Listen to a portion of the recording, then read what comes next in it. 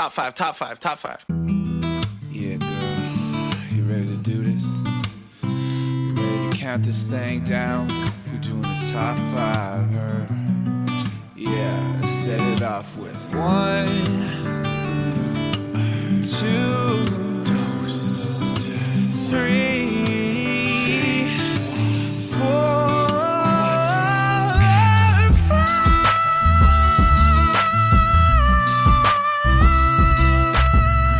Hi ho, everyone. Welcome back to another episode of Ranked Top 5 Lists of Stuff That Don't Matter. The show that's the most sensational, inspirational, celebrational, and Muppetational show in the podcast world. I'm your host, Tuong La, completely made of felt. And today I have a very joyous crew with me today. We're going to be talking about something very special, near and dear to my heart. And I think everyone in the pod cavern today has a little something happy to say about today's topic. But before we get into it, of course, I have to talk or introduce my first guest here who, wow, what is there to say about her? It's hard. I'm running out of ways to introduce this guest that is also made of felt, I guess. I feel like she's been puppeteering me throughout the last few years of this show, and it's Victoria Luloff. Yay! Yay! I did the Kermit arms. Hi, Tuong. Hi, Vic. How are you today? I'm good. I'm here. I'm excited. I'm excited to talk to you because usually you come in with, an energy that you're ready to fight and throw hands and to almost metaphorically spit sometimes in literally. my face, and sometimes literally. Leslie. Yes. Yeah. But today's topic is just so joyous. I'm wondering how you're going to handle that, just to be completely Oh my God. happy. I love how well you know me. I went into this, I want to be very clear. All I did since Sunday morning, this past Sunday morning, we're now Thursday evening, was watch Muppets. It's the only content I've consumed. And I went in angles, what's going to rank, what's going to surprise people? How can I be funny? And after just a couple of hours, I was just so warm and fuzzied up that I was it's going to be just nice to talk about how wonderful the Muppets are. Yeah. So who knows? Maybe one of these people, will get my goat and I'll one of these throw hands. Muppets are really going to pull the wrong strings on you. Yeah. I personally, my money is on another one of our fellow guests here, because they are very contentious. They're known for their combative energy and antagonism. That's a joke. It's Geoff McBride. Yay! You can't see it, but Geoff is also doing the Kermit arms over here. Geoff McBride back in the pod cavern so soon, too, since our last recording. Yeah. Thank you so much for inviting me to this one. And I figured, I was like, oh, is this because I remind people of a Muppet? Which is a total compliment. I would love to be a Muppet. I think that would be I'm going to ask you at the very end of the show which Muppet you'd want to be. Top 5 Muppets it's very Geoff hard. Want to be. There's a lot of good ones. There are a lot of good ones. And every time I would go oh, this one. And then I'd go and look and they'd be in a scene with someone else and I'd be like, oh, the other one. Oh, but I sort of did. It was interesting because we did have that online chat about, sort of going from the facts or from your heart. And I think I ended up sort of going with my heart a lot on this. Isn't that what the Muppets are all about, though? Yeah, isn't it? I know. Yeah. Which is strange because you usually go with facts. You usually come in with novels and pages of facts, but not today. Oh, I still have some. Oh, okay, good. I still have some. Good. Excellent. But it was you'd get to it'd be well, this one, because it's this one. What do you want me to say? I'm going to say most of my arguments tonight are going to just basically start and end with that. It's that one because I like it, okay? Yeah. That's it. Yeah. But before we get into that, do you want to introduce the final guest today? Yes. Speaking of someone with a lot of heart, it is my pleasure to introduce Jess Mayfair. Hello. I will say that I definitely followed the train of just selecting with my heart. I'm usually a big researcher, and I say that this time I just went with my heart, but I still have a list of 20 odd different things that I'm going to bring up at some point throughout this podcast. So we'll see how it goes. You just said just before we hit record tonight that you only started doing your research like 20 minutes, 30 minutes ago, and somehow you have a lot of content that you wrote Well, down? I mean, I had stuff from my heart on this list beforehand, and then I did research and added arguably not that many. But I added a few in the last 20 minutes, yeah. Okay. Well, I'm excited to get into it. Like we said, we are talking about Muppets today. Everyone's favorite puppet. I feel it feels wrong calling them puppets because they are Muppets. They're like their own specific thing, Classification and breed. Yeah. And we will get into the ground rules in just a second of what is a Muppet and what we're counting on today's show. But I kind of want to like rewind a little bit and just talk briefly about people's like nostalgia or like connection with the Muppets. And when we can start with Geoff. Yeah, I realized too, like my experience of the Muppets is probably different to you are all of a different generation than I am, but I was born the same year that Sesame Street started. So I remember watching Sesame Street as a little wee person, and it's amazing how some of the there are still songs in my head from the Sesame Street, the 1 2 3 4 5 6 7 8 9 10 11 12. You can't see it, audience, but everyone else was kind of shaking their head as Geoff was singing that little ditty there. And then I also remember being, I guess, when the Muppet Show started in the early 70s, that was something like that was in the last century when you couldn't just pick a TV show. Sunday night was sitting down and watching The Wonderful World of Disney. And then there was this thing called The Muppet Show that was on, which was really amazing because you'd see people on The Muppet Show like Alice Cooper or Debbie Harry and at the same time, then there were people on the Muppet shows that my parents got really excited about. So we did actually watch it as a family. And I think that is always the wonderful thing about the Muppets is they played to all ages and they never dumbed it down. It truly was a family experience. So yeah. That makes me sound like a really old softie, but yeah. That's okay. I love it. I think, I think the Muppets bring a little bit of that family fun energy out of everyone, right? So I think, tonight might be a nice little soft, warm hug. We'll see until we start throwing hands later, but we'll see. Jess, how about yourself? Yeah, I similarly also, was kind of brought up on the Sesame Street world of the Muppets. The movies also played like a pretty big part of my comedic uprising. I carried a lunchbox, I almost said who, of a Muppet for the entirety of my life. Like once I got it in the second grade, I used it until I went to my office job about 5 years ago, and then it was destroyed. So these kids just sort of like have always held a part of my life. The takes to the crowd, the mixed of media that they always play together. Like I love it. I love it. Every part of all of the Muppets have lived in my heart forever. Incredible. Vic? Yeah, when I was very small, my mom was an elementary school bus driver. So she would take us with her on the bus because we were young enough, and this was before we were in like daycare or anything. And we'd get home in time for Sesame Street. So that was like a daily thing. The Muppet Show and the movies were huge. My brother and my sister, we each had a Muppet toothbrush at the cottage. So it was like a big deal because it was like not only at the cottage, but it's like the toothbrushes. And we each had like our own. And that was like, I don't know. I like looking back, it's kind of funny because they're actually pretty representative of each of our personalities, which Muppets we had. Yeah, just wonderful, warm, nostalgic feelings. And there's a movie I watch annually that's pretty special to me. Yeah, I love that. And for myself, really quickly, I grew up on Sesame Street. I used to have a certain duo as some dolls that I carried around with all the time. I usually hung out with one of them most of the time, but the other one was there too. And I would give a haircut to one of them, which, bad idea. They don't actually grow back in doll form. If I cut the hair of a real Muppet, we all know that grows back eventually, but when it's a doll form, no dice. But yeah, I would say like Sesame Street was a really big part of my life. And then I just went through a period where like I just didn't consume any of that. I was too cool for anything Muppet related. But then like the Muppet Show characters that came into play, I started watching their movies much later in life, honestly. And like in the last week has been a Muppet craze in this household. I've watched 7 Muppet movies back to back to back, like all of the main canon Muppet movies. That's what I watched, none of the Muppet Show stuff.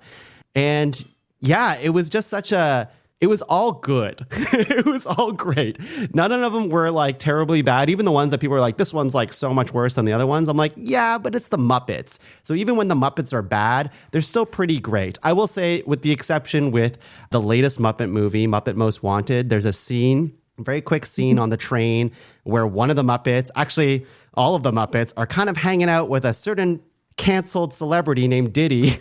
And that was problematic. Oh no! He shows up like twice in the movie, and I'm like, oh boy, Muppets shouldn't be hanging out with this guy.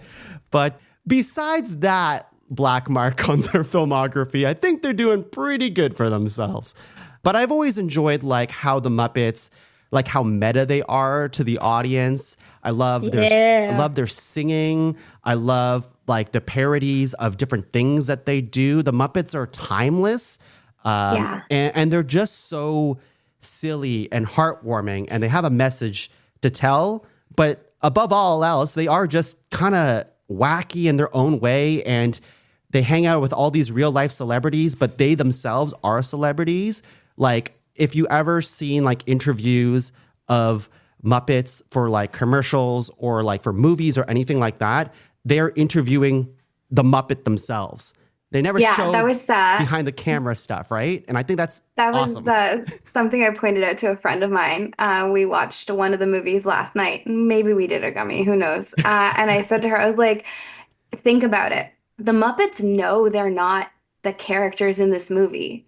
The Muppets themselves are a troupe of performers who are putting on this story. They know what they're doing. And she was like, wow. It's like when they do these classic stories, like they are doing it as actors, like they're playing these parts. And she was like, I don't know, it's too much. I was like, yeah. That was before the gummy hit too.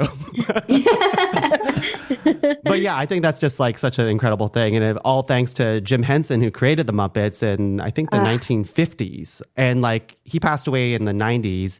And these guys are still going. They're still doing stuff. And that's just like a testament to how strong this property is. And just like, I'm always amazed anytime I watch anything Muppets, and I'm like, how are they not showing any of the, I mean, I know it's just like cinematic green screen or whatever it is, but you just don't see any of the puppetry that's happening when these Muppets are moving around. They really just feel like their own characters, that they're actually real beings, right? Anyways. And yet when you get to see some of the background photos of like the puppeteers holding them and like the peculiar positions that they end up having to put themselves in to get the characters into the scene the right way, is gold. It's gold. On screen and off screen. Everything that the Muppets do is just great. Exactly. Well, let's get into the ground rules of today's episode. I wanted to talk about what counts for today's top 5 Muppets. We talked about this in our Muppet chat earlier, but basically, we'd be remiss not to count everything that counts as a Muppet. Like, first, I wanted to just do top 5 Muppet Show characters, but the Muppets encapsulate more than just the Muppet Show characters, even though that's what I'm going to be pulling mostly from. They have Sesame Street characters and also Fraggle Rock characters. I actually never watched any Fraggle Rock, so I'm curious if anyone's going to be nominating that today. Was Fraggle Rock for like a slightly older audience than Sesame Street? Yes. It was still for young kids, but it was, it was a little more the stories, and it had a narrative. Okay. So we're going to be talking about those sections of characters and not like, I don't know, Dark Crystal characters that Jim Henson made. We're not talking about Yoda puppet from like the first Star Wars movie. Yeah, I think one of the delineations that we kind of decided upon and Muppet Wiki confirmed was that the Jim Henson Creature Shop creates Muppets and animatronic creatures, and that the animatronics that they create are not Muppets, but all puppets that they create are Muppets. I love that. Yeah. And some Muppets are not puppets, but they're people wearing giant costumes. And I think those would count too If Correct, right? yeah. Yeah. Okay. Any other ground rules we want to go through? That's good for me. Yeah. I think we got it then. All right. Well, let's get into it. Just like every episode of Ranked, we're going to go around 3 times, nominating 3 nominations each, making a master list of 12 and whittling that down to a top 5 Muppets list. Okay. I'm just happy we're all together again. For me to nominate my favorite Muppet. That's right. I am coming out swinging with my favorite Muppet. It's tough. It's tough. There's a lot. And because I shot myself in the foot by saying Sesame Street characters count, in the back of my head, I'm like, well, you should be saying some of these ones because they kind of shaped your childhood. But Tuong in 2024, 2025, whenever this episode's released, is saying that you have to go with your heart. You have to go with the lovable goof, failed comedian, Fozzie Bear. Yeah. Yeah. Eternally optimistic, super awkward in life, one of the most loyal friends that you could ever have, and just someone who's just, like, you know, he gets into embarrassing situations, but he kind of just rolls with it. And it's so relatable on so many levels as someone who's dabbled so much with comedy over the last decade and has succeeded and failed. Fozzie Bear has failed mostly, and yet he's still getting up there on stage, telling his jokes, waka waka all the time. And, you know, honestly, his jokes, I think they're pretty good. Yeah, they're cringe. They're dad jokes, but I mean, they're kind of funny. So I'm into it. Fozzie Bear, what does everyone think? He's got timeless fashion. Yeah. Yeah. Has great head of hair or lack of there. Like, it's just like that bald kind of bump on his head. Yeah, he's an optimist. Yeah, that's one. Actually, there's one of my when my kids were younger, we had a Muppet CD, and there was a little clip on that one, which is one of my favorite sketches ever. Like, it is like the death of the salesman of the Muppet Show sketches, which is between Kermit and Fozzie. If you can find it, it's the one that's Good Grief, the comedian's a bear, and like there is not the timing, the delivery, the whole thing is the essential Muppets, and I just like that's on my playlist. So every once in a while it'll pop up. So I love Fozzie. Love Fozzie. Yeah, keeps trying. It's great. He keeps trying. He's very. I know he's just like as a puppet, but he's just very animated. The way his like face kind of like it just goes so wide whenever he's talking, and like the dead stares that he does, the miming that he would do with his hands. And yeah, I'm a sucker for a character with a catchphrase. And what better catchphrase is there than waka waka, you know? Yeah, and that's funny because it's like it's in the lexicon, right? We do that. We tell a joke and we're like waka waka. That's Fozzie Bear. Yeah. Anyways, I'll have more to say about Fozzie Bear later, but let's move on to Vic. Great nom Tuong. I also am very, very fond of Fozzie. I'm hitting my first nomination right from the heart. This is the Muppet I identify with most. He was on my toothbrush, and that is Gonzo. Gonzo the Great. A man after my heart. Stealing my first nom. He's so great. And my first nom too. Wow. Really? I love Gonzo. I couldn't find it, but I had there's a local artist named Tina Wallace, and she drew Gonzo as the Vitruvian Man for me a couple of years ago, and it was up on my wall until recently, and I moved things around, but it's pretty funny. Another Muppet is like the leaf, the privacy leaf, so it's pretty good. Gonzo, love him. Yeah. Do you have any favorite Gonzo moments at all? I do. I really enjoy him in the feature movies where he's the narrator. That's really very fun. I think that he fulfills that role really, really well. In the 2011 movie, the Muppet movie that Jason Segel wrote, when they are having a conversation about getting back together as the Muppets, he kind of plays hard to get and then reveals at the end he's been wearing his Gonzo the Great costume under his clothes for the last like couple decades or whatever. I love that. He was a toilet salesman for a while, and then used toilet salesman.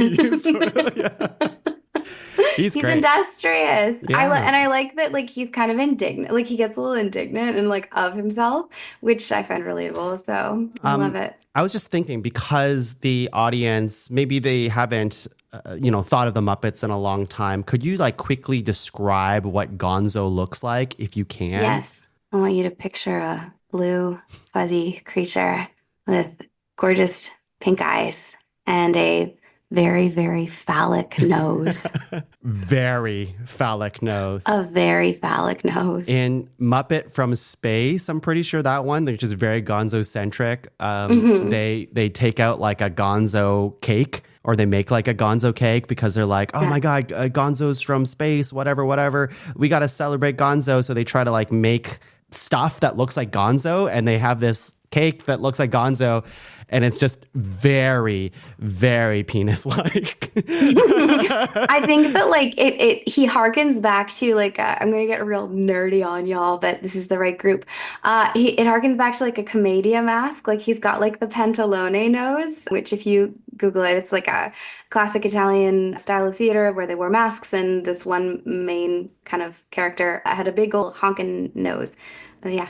He's great. All right, Geoff. Cool. So I'm going to go, I found myself drifting sort of old school, and I'm going to go with a classic and one that I think probably made the biggest impression on me, which is a cute, furry little blue monster by the name of Grover. Yes. Sesame Street, who actually didn't necessarily make the transition to the films and eventually sort of was replaced by Elmo. But Grover was the original, very thin with a large, awkward head who spoke, I say, what it would be like sort of the proto way that Yoda spoke, long fuzzy arms. And Grover does exasperated really, really well because they do skits with him of the near and far skit is a classic. And then I was also in the research, I discovered there was Monster Piece Theater, which was also a little skit that they used to do on Sesame Street. There's two. There's one called Upstairs, Downstairs, which is just Grover going, now I am upstairs. Now I will go downstairs.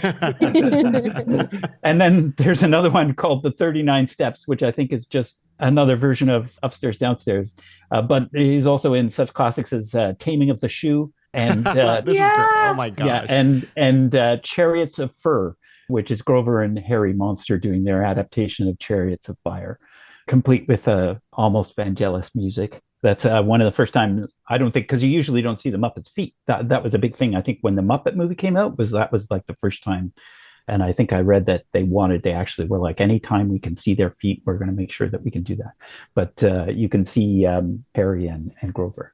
Anyway, Grover, I remember, I think as a kid, like, you see yourself in things and is like, oh, there's a really awkward person who likes to be silly. I would like Grover to be my friend. So Grover. That's fantastic. Excellent. You know, Grover unlocked, like, going through some content and doing some research, because I didn't do too much Sesame Street research, but I've watched a few videos to remind me who the characters were and stuff like that. And I honestly, I guess I kind of forgot who Grover was until then I saw his face and I'm like, oh my gosh, Grover was in front of everything for so long until he wasn't, but he was the guy, or one of the guys, for so long. It did feel like Elmo sort of supplanted. Yeah, which is weird because, maybe someone will bring him up later, but it's because they're pretty different characters, you know. But anyways, Grover kind of gives off like Elmo's big brother vibes. Mm-hmm. Sure.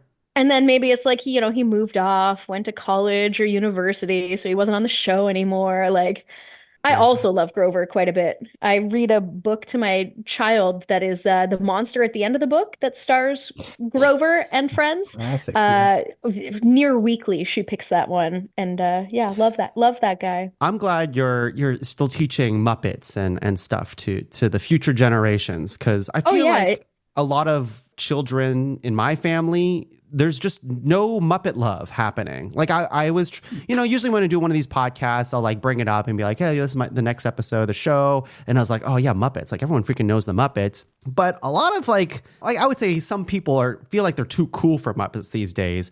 Or they're just like, oh, the Muppets? Oh, those like joyous creatures that always make you smile? Lame.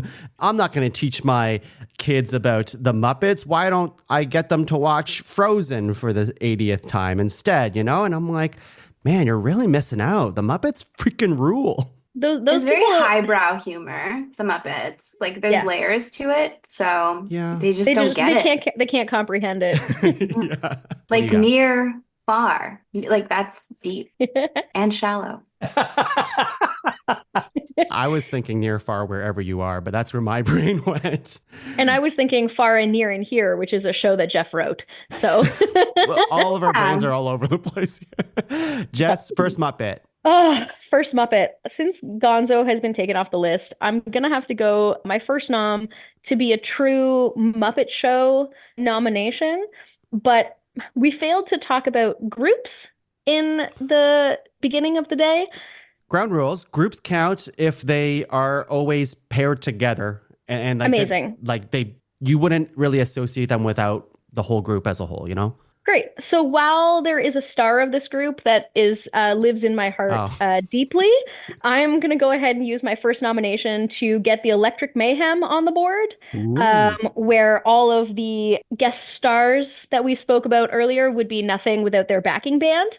There are several notable figures in the Electric Mayhem, my personal favorite being Animal, the drummer.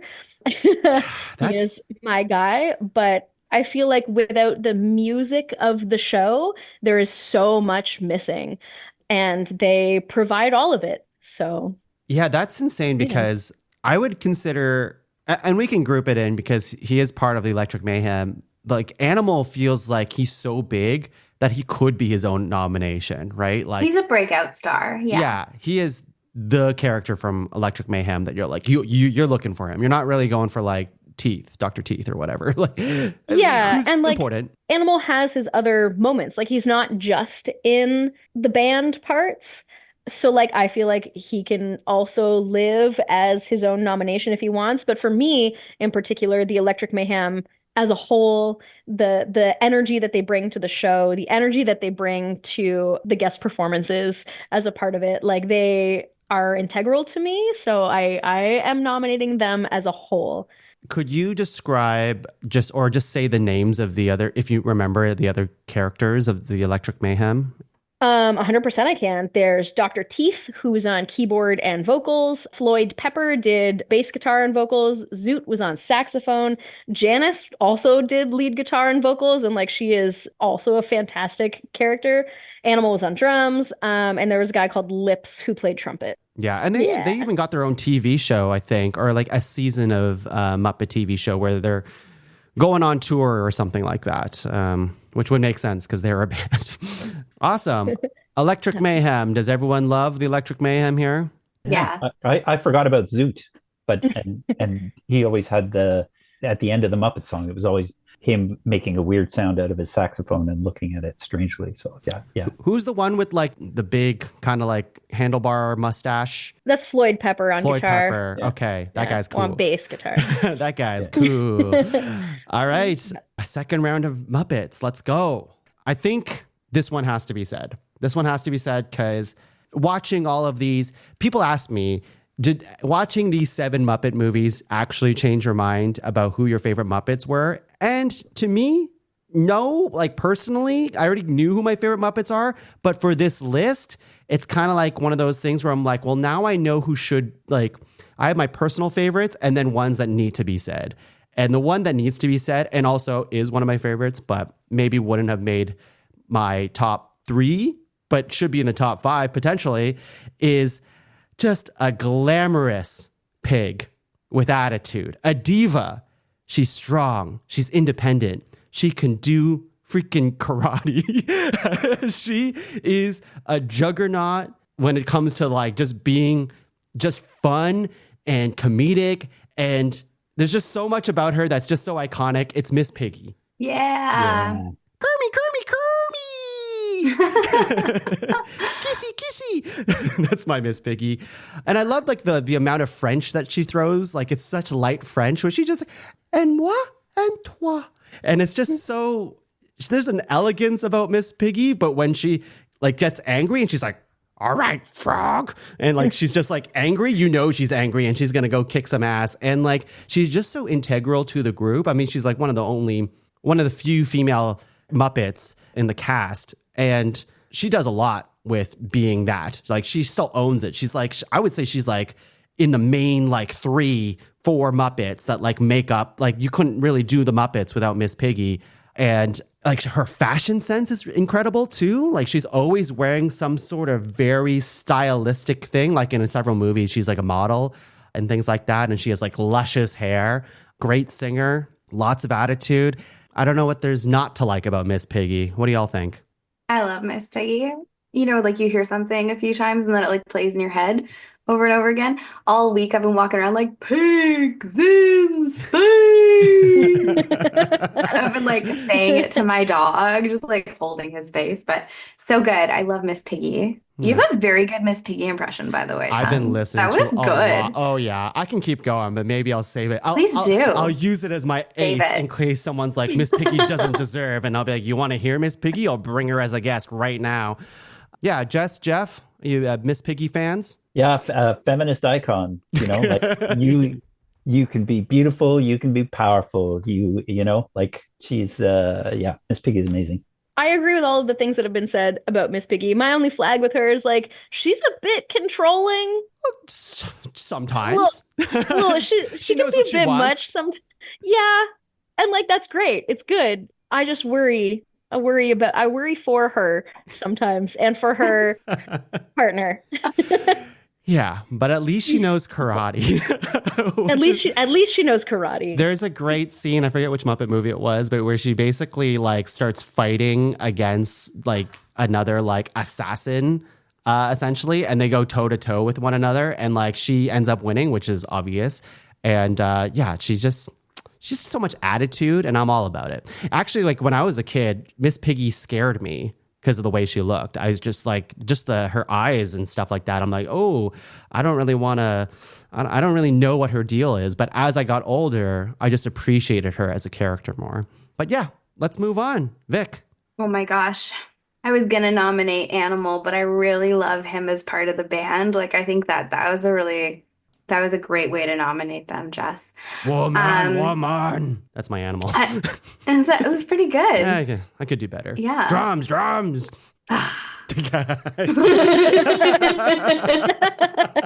My second nomination is, he's a blue king. He struggles like many of us do with vices and impulse control. We share the same love for a C word. They're different C words, but I support him. The Cookie Monster, my friends. My guy, Cookie. Nom, nom, nom, nom, nom, nom, nom. Good enough for me. That guy can fuck up a cookie. Yo, he goes mouth in, man. You guys, is this top 5 Muppets or are we getting filthy about it? Top 5 filthy Muppets. Yeah. I love me some Cookie Monster. Yeah. He's probably one of my favorite Sesame Street characters, if not my favorite. He's just so fun. And for someone with like one bit, he sure has made it last. Like, so cool. And then also listeners at the top of the show when we were doing our pictures, I had the Cookie Monster cookie jar that my mother made way back in the 80s. And so he's lived in my house, like in my home, my entire life. So pretty cool. Yeah, the lunchbox that I spoke of at the beginning was a Cookie Monster lunchbox. Hey. I lost the thermos portion of it in like the 2nd grade, but I carried that little rectangular lunchbox with me through to my 30s. Did you used it as a pencil case? No, I used it. It was my lunchbox for a long time until a certain fuzzy animal that I owned decided it would make a better snack. Oh, Erica.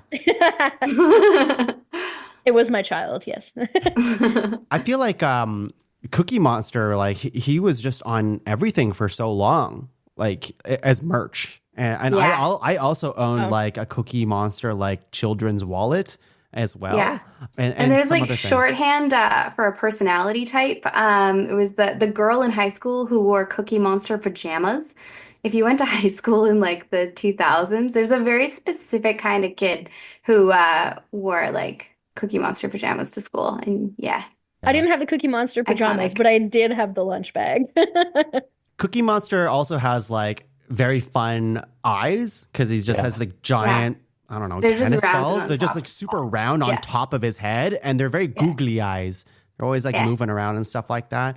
Instead of like glued in place, it feels like they have a single thread holding on to each one so they can just wobble like mad when he eats. Yeah. Was there a point, I could be making this up, don't want to gaslight Cookie Monster at all, but was there a point where he stopped eating cookies as a thing? They're like, because Yeah. parents were mad at him? Sesame Park took them over to C is for carrot instead of C is for cookie. That was a choice. It was a choice Yeah. they made. C is for crap, man. Like, let him be. You know, what is diet culture doing to our children? So he was just, Carrots are good, was though, he going gaga for carrots at the time? Yeah, Oh. he tried a carrot and had a newfound love. And I'm like, I mean, cookies made him change his name.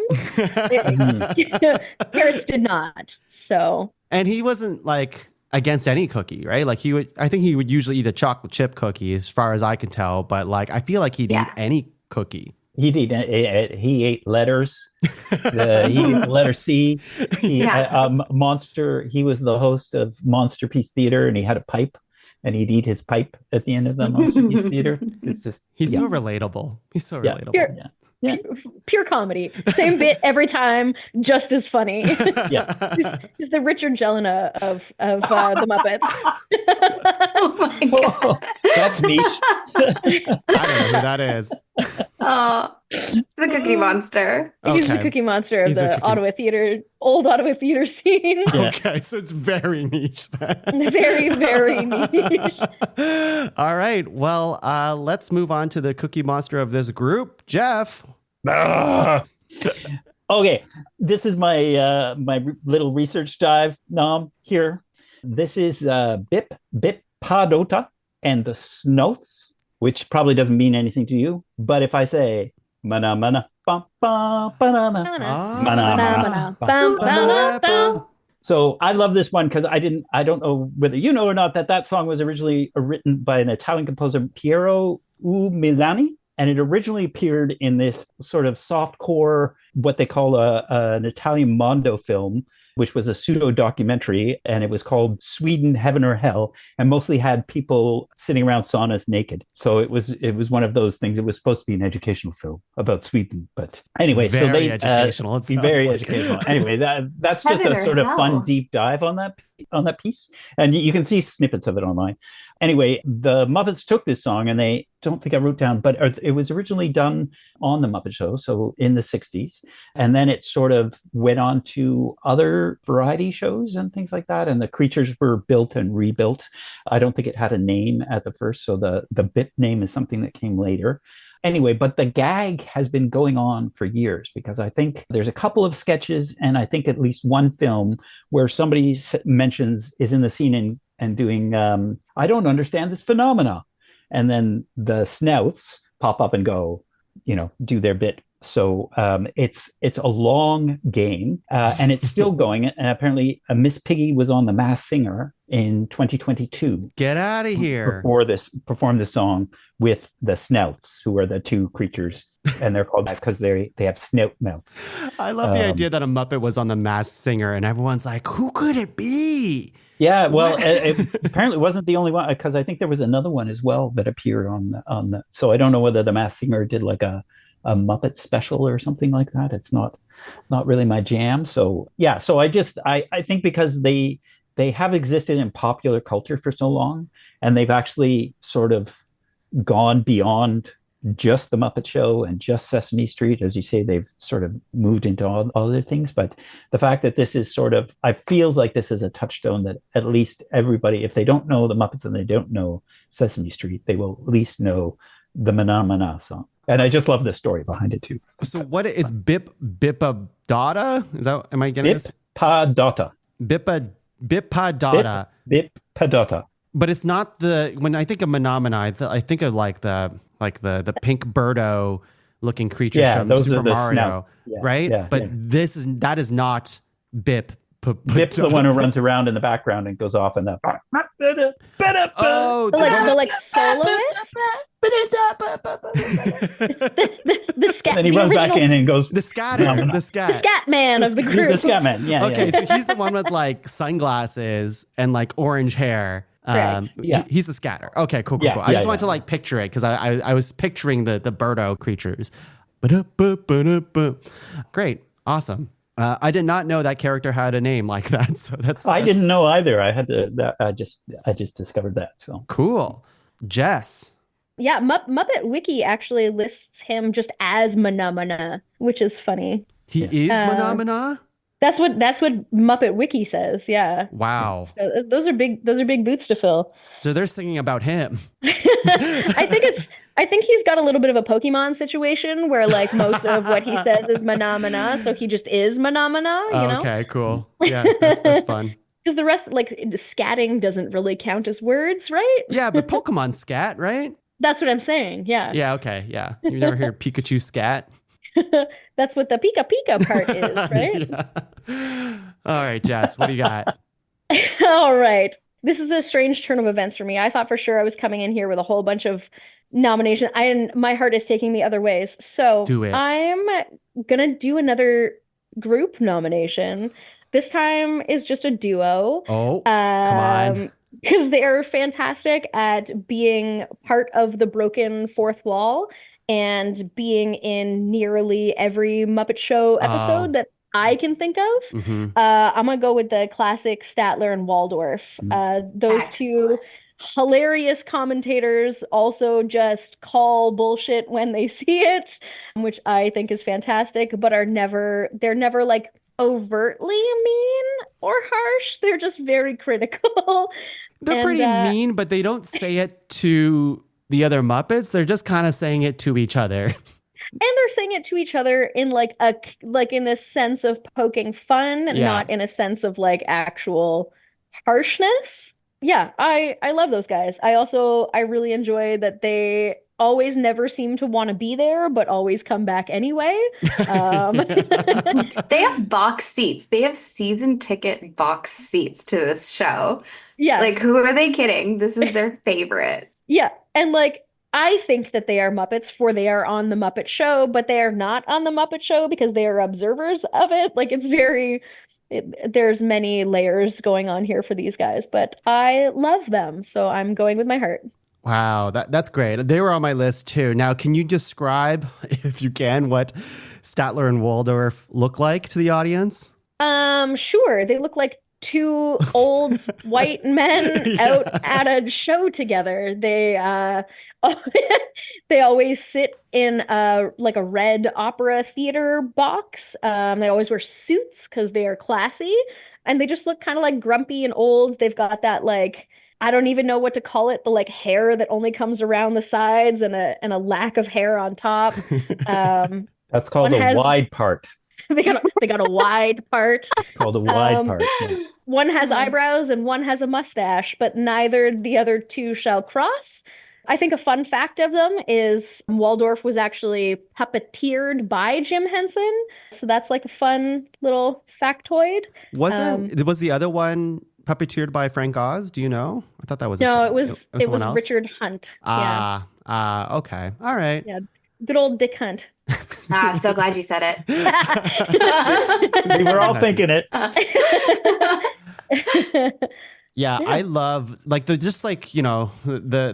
laugh that they share together after every punchline is just so infectious because they can be saying anything. Like trying to think of like does anyone remember like a Statler and Waldorf joke at all? They were always all just harsh commentary on what's going on. Did you say? I'm trying to remember. I think there was a Key and Peele sketch. Where did they do that? It might have been somewhere else. They'd make where they were playing the bouncers for the Muppet Show and actually came out and challenged Statler and Waldorf. We're like, if you're not, you better stop it or we're going to throw you out. It's a good little sketch, but I can't remember any of their bits because they were always sort of sharp one-liners, like sort of that's what she said kind of stuff. Of the time. I just looked up a few. Here's some. Waldorf. They aren't half bad. Statler. Nope, they're all bad. And then they go. Here's another one. I wonder if there really is life on another planet. Why do you care? You don't have a life on this one? Yeah. I did a quick little Google here. Apparently there's an episode where the Muppet intro starts playing and then it cuts to the two of them and Waldorf goes, "Okay, I've seen enough. Let's go." Statler says, "Okay," and then they both stand up and leave and it cuts back to the rest of the Muppets intro song and then you don't see them again for the rest of the show. So they like actually just got up and walked off and didn't come back, which is pretty great. That's awesome. I enjoyed them in a Muppet Christmas Carol as like both of them as Bob Marley, as Marley as Marley. Iconic song. So good. And I enjoyed them in the Muppet Treasure Island where they're not in sitting on a box seat, but they're like at the helm of the ship or like on like They're the mermaids. the mermaid on the ship at the front of a ship. And it's very funny. But let's go into the final round of Muppets. Final round of Muppets. I'm hurting here. I have so many loved ones. One that is so I love him so much. But if this one isn't said because everyone else wants to do their weird niche pick or whatever, then it would be a crime to all Muppet kind to not have this nomination. So I'm going to swallow my pride because I think the other nomination is like a heart pick that I don't think would get very far, maybe. Maybe you guys will say it, and I hope you do. But this one has to be said because what is the Muppet Show without Kermit the Frog? Yeah. I was thinking about this too because before I started watching the movies and stuff like that this week, I was like, oh, someone's going to say Kermit the Frog and it's like going to be such an obvious pick and that's so boring and blah, blah, blah.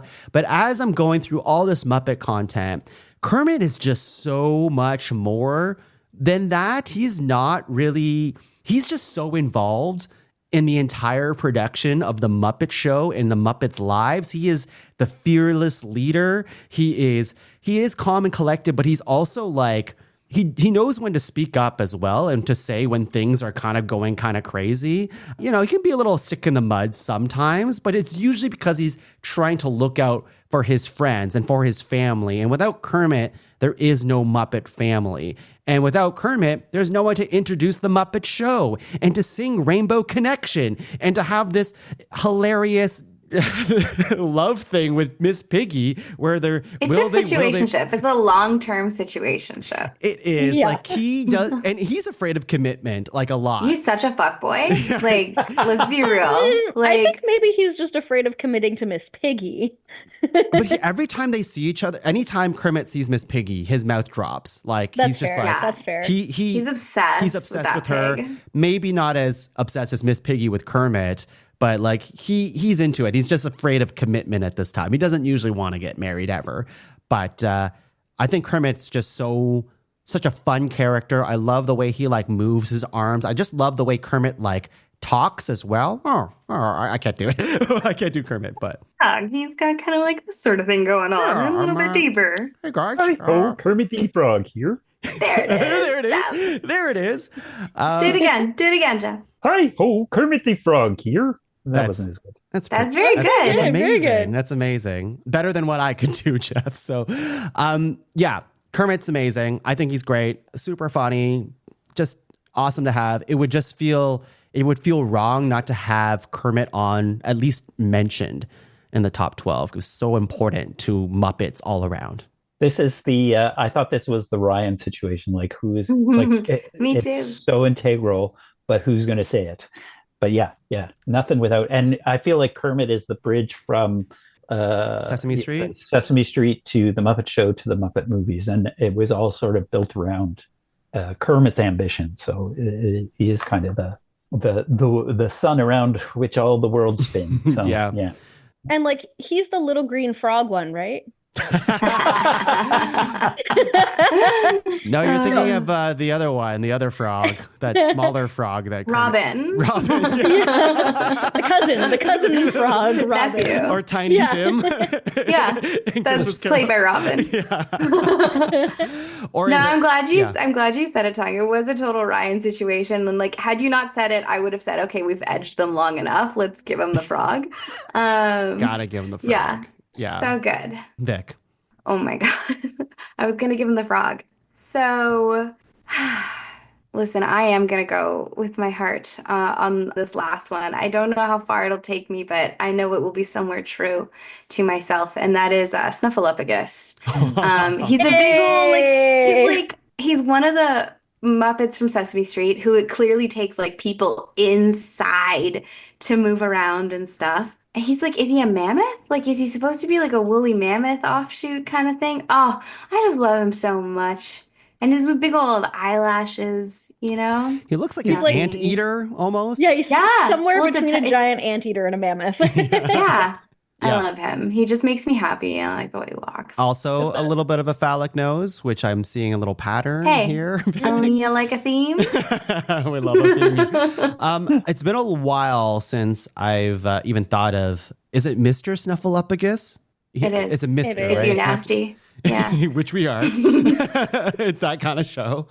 Do you remember what, like, I like any moments that Mr. Snuffleupagus had on Sesame Street? Like, I always knew he was there. Yeah, he hung around Big Bird a lot. Like he and Big Bird and I'm sorry, I keep saying things I shouldn't. He hung out with some other characters.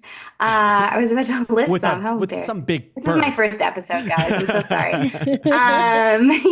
Yeah, he was of the crew. I think I mostly have like fever dream childhood memories of him that are wonderful. You are not the only one. For the first, like, I don't know, years of the Sesame Street show, none of the other characters had ever interacted with Mr. Snuffleupagus except for Big Bird, so that they thought he was an imaginary friend to Mr. Big Bird for a while. Oh. It was a Um, Pokeroo situation or It was a little bit of a Yeah. pokeroo situation until he eventually like came out of his shell and was like fine to Yeah, he meet was all of the shy, other yeah. characters, which I think is very endearing to this character. Snuffy. Like I'm a big Mr. Snuffleupagus fan. I like that guy a lot. Pokeroo wishes he could hang out with Mr. Snuffleupagus. That was well, this won't mean anything to anybody anyway, but it was like the Who Shot JR moment of Sesame Street was when finally everybody else could see the Snuffleupagus.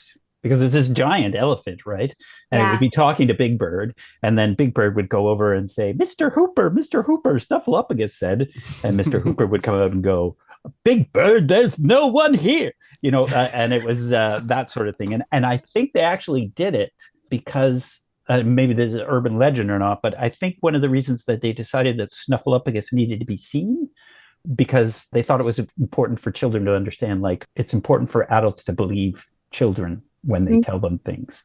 So it was a nice. pretty big reveal. Jeff, don't think you got away with the Dallas reference without me catching that. That was pretty good. I know about Okay, Who good, Shot good, JR. good. Yeah. You see, that's my headspace. I'm in the 1970s here with the Muppet Yeah, Show. same piece. And then there's Maude. Yeah. All right. Well, let's move on to Jeff, your final nomination. What is it? Oh, God. Okay, I am going to go with another group nom. This is a duo. Oh, please.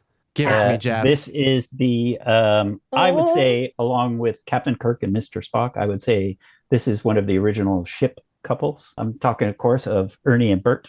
Yes. And they have given us so many beautiful things individually and together, including Rubber Ducky, the Rubber Ducky song. And also, I've completely forgot about this until today, but Ernie's song, when he can't go to sleep one night and he's looking at the moon, he sings the song, I don't want to live on the moon, which is just I'd like to visit the moon. yeah. I Yeah. forgot about that. Which is just like, it's sweet and beautiful and entirely existential at the same time. It's really lovely. And Bert, of course, with his fascination for Pigeons. and again, a classic one where he's teaching a pigeon to play checkers. And Ernie's like, wow, Bert, that's amazing. And Bert is like, well, not really. He's only beaten me twice out of 10 games. So, there's things like that. There was a petition, I think it was around 2011, a petition was started. A group was encouraging Sesame Street in order to promote LGBTQ plus rights, that they should officially get married. And then I did, because, I found some slash fiction with Ernie and Bert. Amazing. Which Did you go on DeviantArt and look at Bert and Ernie? No, I didn't. I didn't even think about DeviantArt. I was just like, oh, there's got to be.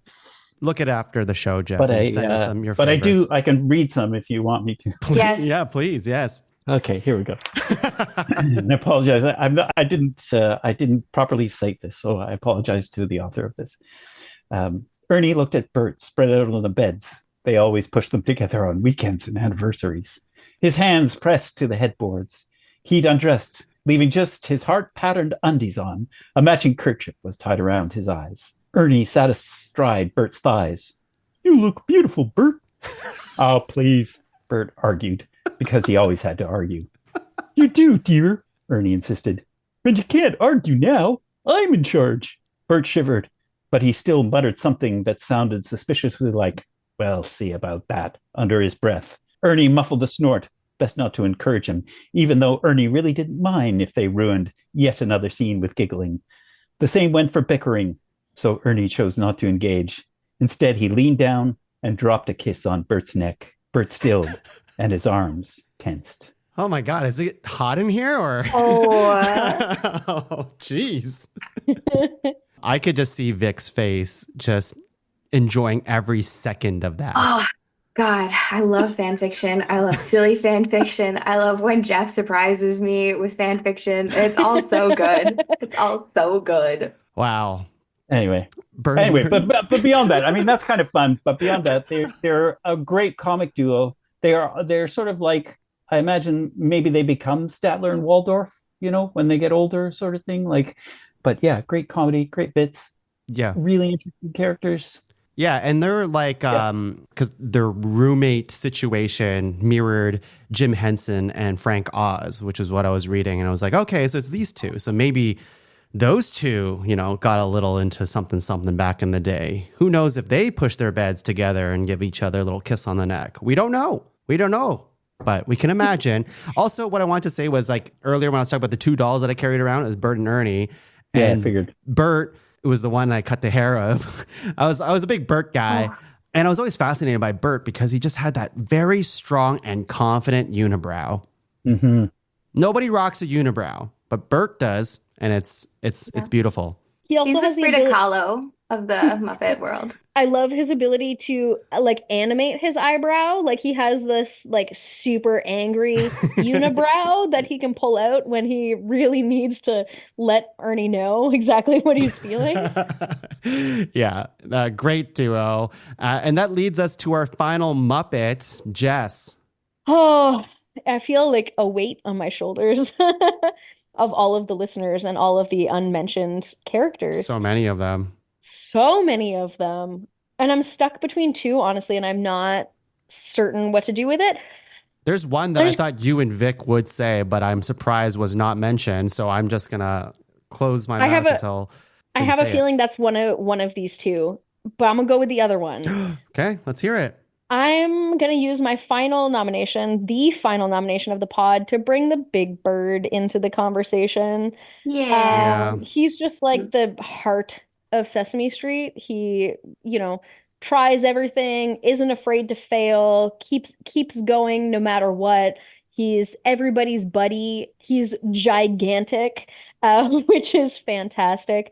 I must have watched his film Follow That Bird probably 1,000 times a week in my youth. I think he's just a timeless character who is up there with all of the other big names of these headlining shows. There's also something really funny to a puppeteer just like with one arm really high up in the head and the rest of their body down low is great. Big Bird's iconic, and Big Bird makes an appearance in the first Muppet movie as well. Actually, a few of the Sesame Street characters make appearance in some of the Muppet movies, but I think it's like Disney never owned Sesame Street, so you don't see Sesame Street characters anymore in Muppet movies, which makes sense. They don't hang out with Diddy, which is probably for the best. Well, they're children. They're so children. They should not. canonically. Yeah, they should not. Big Bird's great. I'm glad you brought up Snuffleupagus' pal there. Yeah, it felt required. I also owned a few Big Bird books growing up, and a Big Bird cassette tape. It was this front and back cassette tape that was Sesame Street, but one of the sides was just was very niche, just Big Bird saying stuff to you. And I don't remember what it was. It could have just been like Big Bird saying goodnight or Big Bird telling you like how to count to 10 or like something like that. But I always felt like Big Bird was wholesome and yet a little bit scary. A little bit scary. He's a big bird. He's a big yellow bird. His eyes are a little, I don't know. What would you say it? How would you I feel describe like it? Laura's bias against birds is starting to slip into your feelings about Big I Bird. love birds, but you don't think Big Bird's a little bit freaky? He's just a little freaky. Well, I mean, he's a big bird. He's a big bird. He's a big bird. If he feel like wanted to peck you, he could. He's a big pecker. Yeah. And you know what I'm talking about. I feel like there's something No. wrong with anybody who's not scared of an oversized version of a small animal. Well, he's got like an ostrich thing going, right? Like, Yeah. he's a flightless bird, one assumes. I've never seen him fly. I don't know if there's any information in the canon that says he can fly, but If I saw a big bird Oh. fly, I'd be a little terrified, to be honest. agreed. All right. Well, I think we have our list of 12 Muppets. My gosh, so many that were not said, but let's take a quick break here. And when we're back, we'll rank top 5 Muppets. We'll be back. Waka waka. Waka waka. Do you love YA Lit? Looking for a community of readers who love it as much as you do? Want to find more rad, diverse books? Check out Yeah Podcast, a show about young adult lit and what it can teach us at any age. Every episode, we discover new books, revisit old classics, hold exclusive interviews with amazing authors, and talk a lot about Twilight. This is our book club, and you're invited. Find us and many other shows in the Pod Cavern.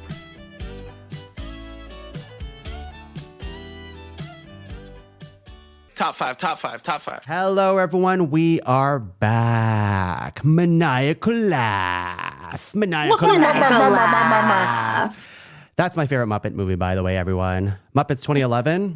It's a good one. It's so good. Very good. If I had to recommend any Muppets movie, it's 2011 or I think it's 1979, the very first Muppet movie.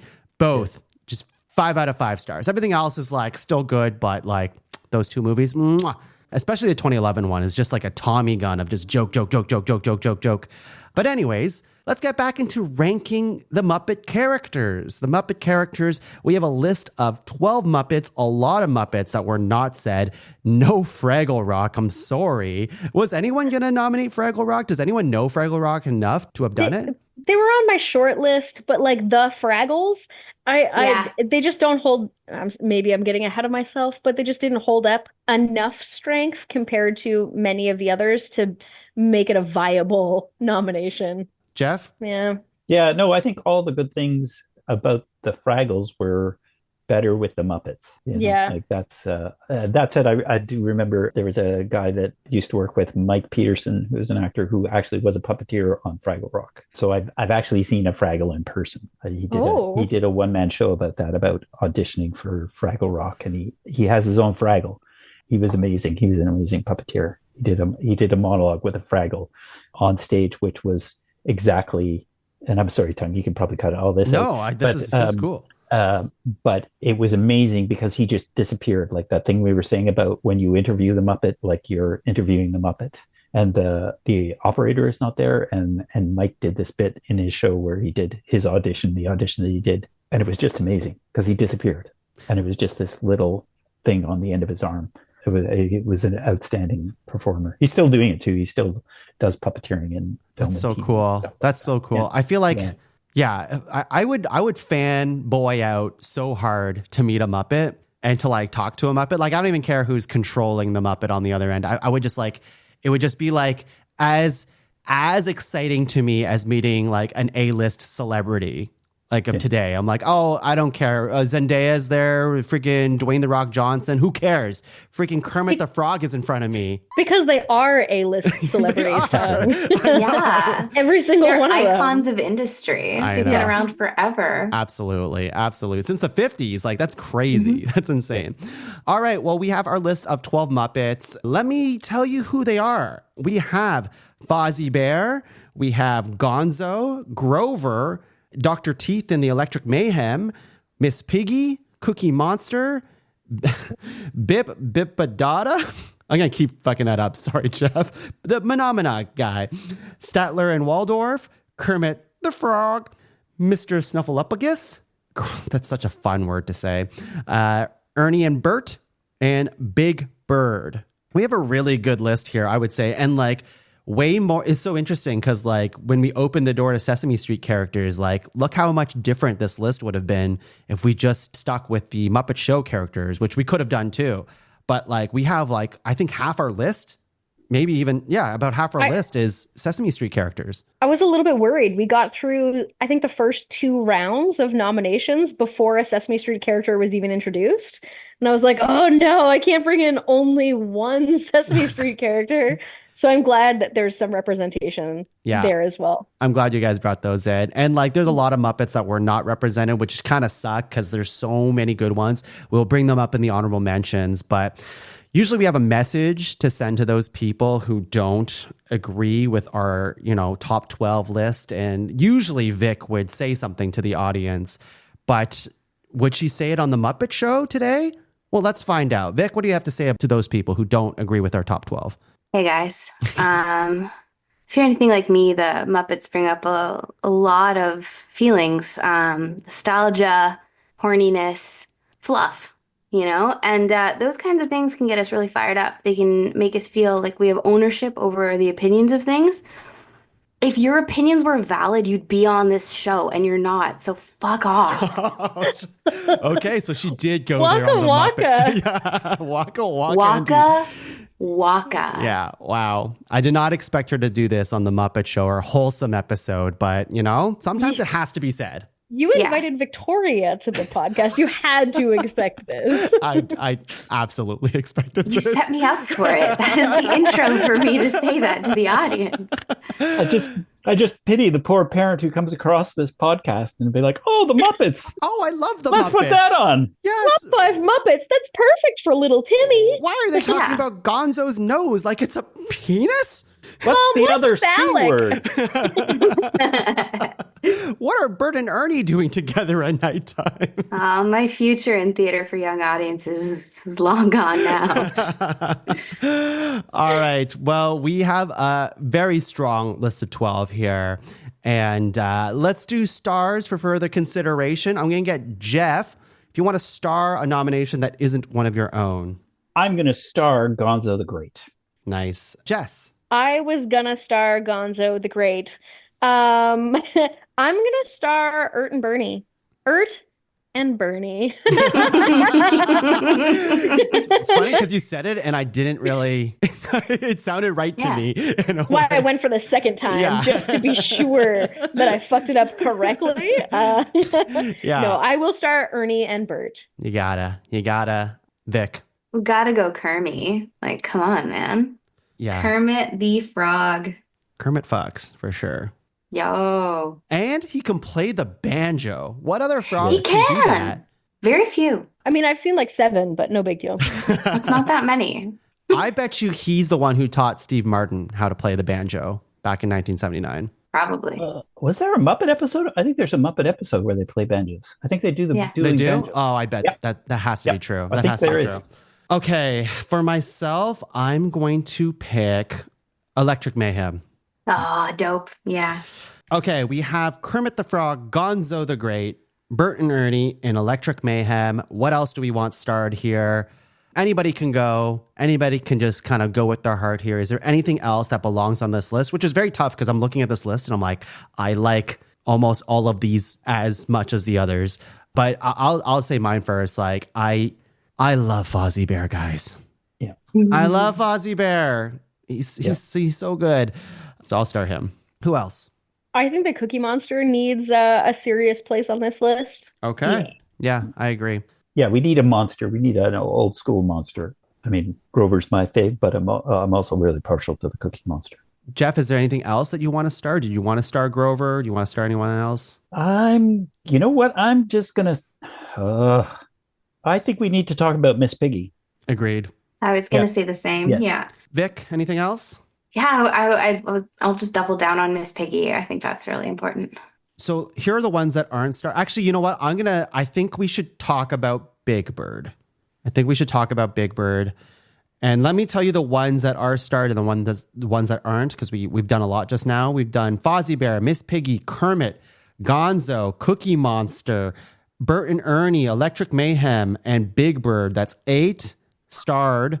The ones that aren't starred, we have Mr. Snuffleupagus, Grover, Bipodata, and Statler and Waldorf, which I'd be sad to see go, but I can see the other ones are like really strong.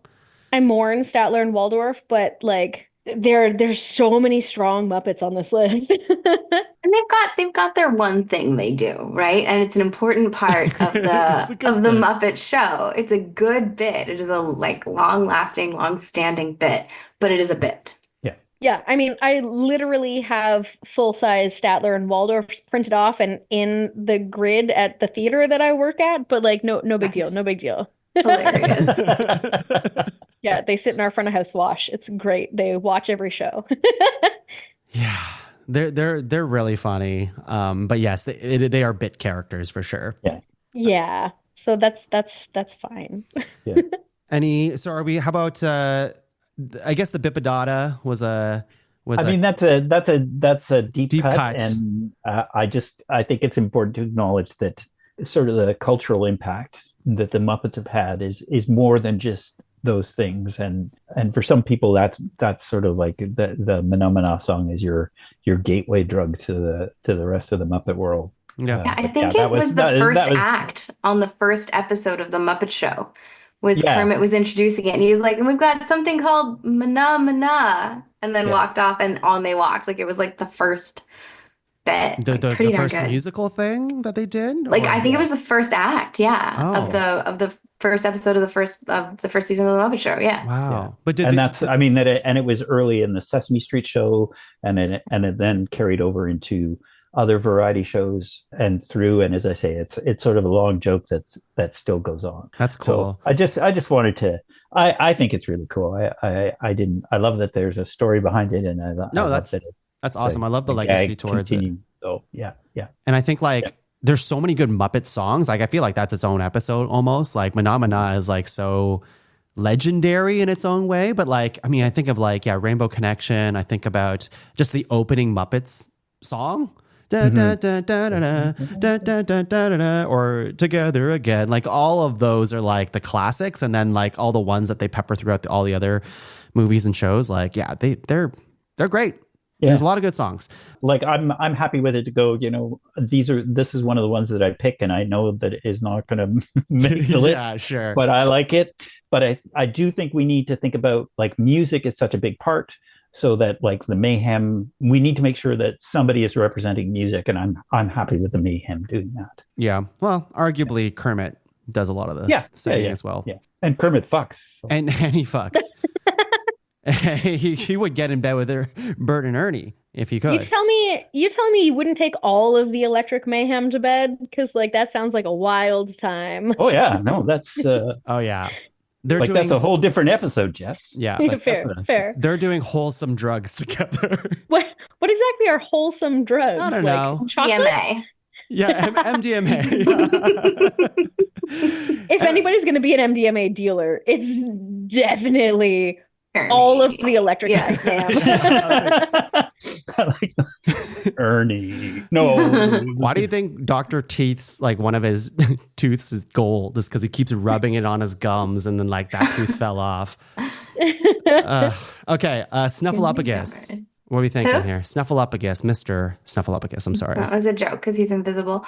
Yeah, I don't have anything on my list. It's just a blank space there where 2 was. Yeah, I mean, I have a lot of like weird, cloudy nostalgia around him, and it was important to me to like give him the nom. But I think the magic of Muppetry is well represented in what we've got starred. Agreed. And I think the only one really that we should bring up, mostly for you, Jeff, I guess everyone, I like Grover too, but Grover. Yeah. Again, like I would be happy with, they're all lovely things. We have Gonzo and we have Cookie Monster and we have Grover, which are all sort of those amorphous monster characters.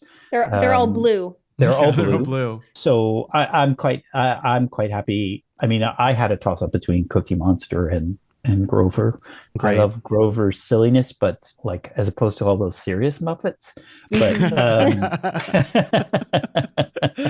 Yeah. but I think it's important. We need a monster. Mhm. Like if we're going to kick Cookie Monster off, I think we need Grover there for sure. But Okay. That's good to know. I like his alter ego too. Super Grover. Super Grover, I know. Such range. Yeah. Can do Shakespeare even. He can. Yeah, but can Yeah. we get shot out of a cannon? I was I think gonna he say did, actually. I think Grover. Grover had a can get couple. shot out of a cannon? Is that what you're I saying? think so. Yeah. You can shoot anything out of a cannon if you try hard enough. Can you and have run a cannon handy. Can you run a used toilet company to No. success? Yeah. No, That's right. God, no. No. No. That's No. right. No. That's right. It wouldn't even occur to him to try, you know? Okay, so the stars: Fozzie Bear, Miss Piggy, Kermit, Gonzo, Cookie Monster, Bert and Ernie, Electric Mayhem, and Big Bird. I'm going to read that list one more time, and we're going to do locks.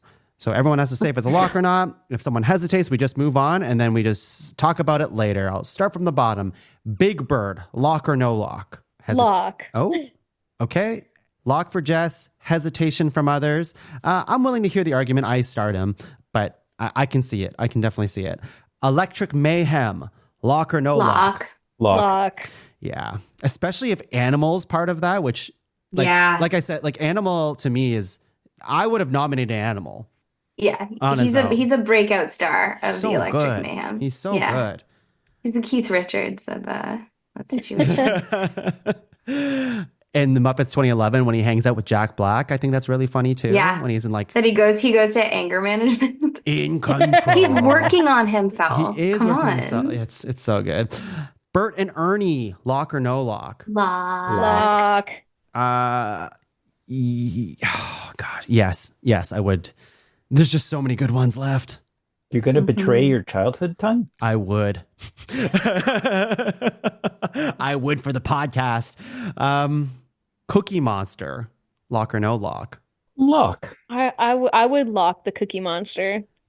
I love that guy. Me too. That's why I was struggling on Bert and Ernie, because I mean they're two completely different nominations, but I mean there's so many good Muppets left, like Muppet Show That's the Muppets, thing. Yeah.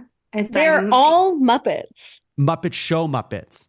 Yeah, but they're all Muppets. They're all Muppets. I know. I just Just because they're on the Muppet Show The doesn't Muppet make them any better. no, but Muppet Show speaks like A cast, B cast, like a little bit. But Muppet Show characters is for everyone. Sesame Street's definitely targeted for kids, which is fine. They should Yeah, that's be. fair. There should be characters that target kids, but like I'm not going to go back and watch Sesame Street now because that it doesn't really. I don't need the count telling me how to count right now. I mean, you're not, but as a parent of a young child, I am definitely throwing back to Sesame Street you all should. the time. And you should. So like, but having it as a resource is like, no, I know that these characters are dependable, they're reliable. I know they're teaching good values and good like they're Yeah, I won't so- poo-poo Sesame Street. I just mean these are the reasons I'm not watching Sure. Sesame Street right now. And the Muppet Show is just kind of for everyone, right? That said, Cookie Monster, I could lock it. Vic, were you on the fence? So he was my nom, and I do have kind of a point to make on this, but Okay. I'm not sure if now is the time. Let's move back. We'll circle back to it then. Yeah, we'll circle back to it. Okay. Gonzo, Lock. lock, 100% lock. not me yet. Not me yet. Kermit, Lock. Lock. lock. I'm the outcast here. I'm like, I could take or leave Kermit. Okay. All right. Okay. That's okay. slander. Like I understand his importance. Mhm. But for me, top 5 comes from the heart, and he doesn't necessarily like live in my heart. Oh, he does for me. He is B cast to my Muppet's heart. So Wow. Jeff looked like he was just about to take his glasses off and like throw them down. Jeff was leave gonna the throw his room. computer. Wow. Oh no, not Jeff's temper. His famous temper. I've been irked. That being said, of all of the ones left to lock, I would lock Kermit over the others. Well, let's talk about the others. Miss Piggy, lock or no lock? I love Miss Piggy. I'd lock Miss Piggy. I'd lock Miss Piggy Yeah. too. But I love that pig. To me, Miss Piggy and Kermit are like kind of a duo.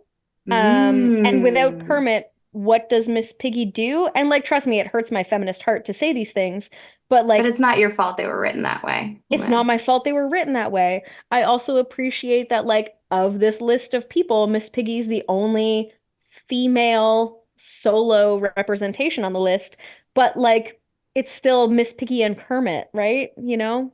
She's a strong, independent woman until Kermit shows up.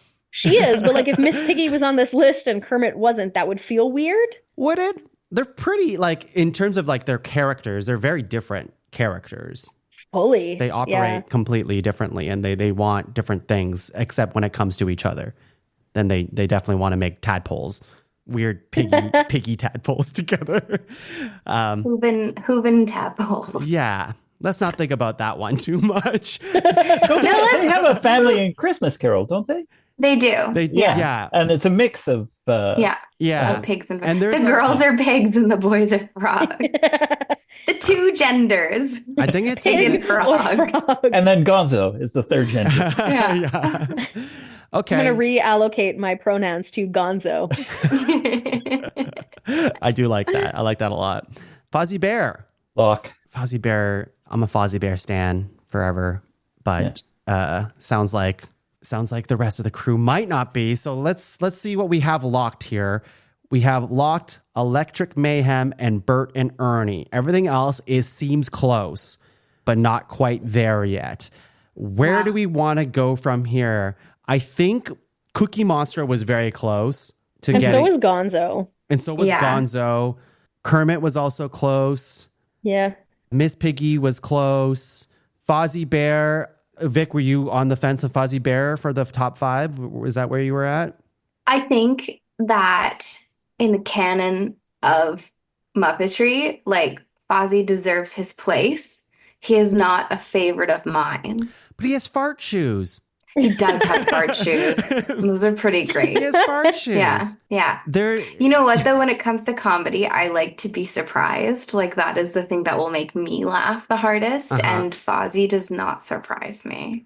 Yeah. Like, of the two comedic stylings, Gonzo way outperforms Fozzie Bear, in my opinion. I feel like the writing staff behind Fozzie, like, has one of those, like, buy your toilet joke books from the 40s or 50s, and they just cycle through the pages. Yeah. But Fozzie's don't more get me than wrong. his jokes. Kind of like Gonzo's more than his bit of being like a daredevil in a way. Like Fozzie's like a really good friend, and he's just a lovable goof, and he loves to go on He's adventures. a friend. Like, who is he on his own? He's a guy trying to make it through this world in the arts, guys. Shouldn't we all? Like, Relying on his friends to keep him on his show, as so many of us have done. But like, Gonzo's in that same kind of world. Like, he's an avant-garde performance artist who also does daredevil business on the side. This is the thing of how much he brings to the table. So my argument, I'm going to turn us to Cookie Monster for a moment, if you guys don't mind. I was ready to go against Gonzo for a second, but go what ahead. I wanted to say about Cookie Monster, and this is something that Fozzie kind of shares with him, but that Gonzo does not, and neither do Miss Piggy or Kermit. What if you brought Cookie Monster onto the Muppet Show? What would he do? Cookie Monster? Eat everything. He would eat cookies. Yeah. If you brought Gonzo onto Sesame Street, what would he do? Entertain all of the children of the street. Yeah, anything. Like, he could, like, and same, like, if you brought Fozzie on, he'd do a stand-up set or something, or he'd play sidekick to something. I love a sidekick character. Been one myself a time or two. But are they top 5 material? I truly think that you could slide Cookie Monster into the Electric Mayhem, and that would be like an excellent accompanying act. Yeah, on like the castanets. Yeah. He is for castanets. Exactly. Cookie Monster is the roadie. Yeah. Listen, I'm Team Cookie Monster. Cookie drive the van. Okay. I'm Team Cookie Monster. You're talking me into it. You're making this harder on yourself, but I am making this hard on myself. But out of the Sesame Street characters, Cookie Monster was like, I wasn't even going to nominate any Sesame Street characters today. I figured you guys would cover that. But like, if Cookie Monster wasn't said, I would have said it. because he's the only one that really still speaks to my adult brain these days, and I still like have a great fondness for him. So I'm Team Cookie Monster. Bert and Ernie is like, to me, is like more like a legacy thing. Like I don't really like think about Bert and Ernie these days, but they sure had a place in my heart back in the day. You will now. I'm Just going try to get the image of Jeff? the shorts with the hearts on them. Don't even try. Send me an incognito link later of what you find if you can. I think of Bert and Ernie on the regular. I think that any like well-functioning relationship, everyone has a Bert and an Ernie, and that's how you can make it through the world. I, in fact, talk a lot in my personal life about like, oh man, I really gotta like Bert down and like get this shit done. Or like, I've been Ernieing too hard lately. I've got to really Bert it in. And like, you know, like they're verbs. They're in my life. They're part of my functionality. I love those two so much. I had so many pairs of fish named Bert and Ernie as a child. Apparently, I had one set of fish named Bert and Ernie, but there were a couple rotated through. In my mind, like we just need one of those monster characters on. And Cookie Monster, Gonzo, Grover sort of live in that world. And if we're talking about like range, Gonzo certainly has that. Like the chaos that Gonzo brings to anything is which makes him so interesting. And I actually you compare him with anything. Yeah, I hated Muppets from Space because it answered a question that nobody needed to ask. Oh, that he's an alien? Yeah. And like if that would be my vote against Gonzo would be like the Muppets from Space thing, because that was just like, we did not need to know that. Again, that's writing. Much happier. That's writing. That's not the character. He was just playing a character. Yes, right. That was from space.